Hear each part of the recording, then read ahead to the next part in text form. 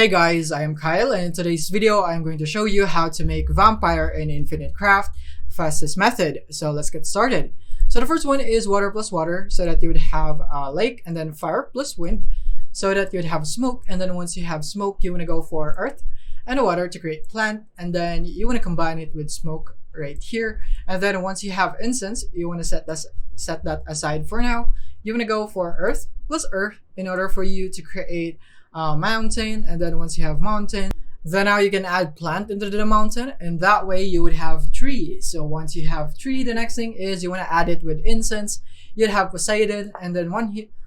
once you have that, then you can go for earth and earth to create mountain again, and then you want to go earth again to create volcano, and then another earth right here, and then another earth to create lava. So once you have lava, you want to add water into lava so that you'd have stone and combine it with Poseidon, and then you'd have statue, and then combine it with lake to have Venus, and then another Venus to create comet, and then another comet to create meteor, and then once you have meteor, then you can go for tree, and then you can go for meteorite, and then once you have meteorite you want to add earth to create moon, and then once you have moon, then the next thing that you should do is to just go and combine it with statue. Then you'd have werewolf.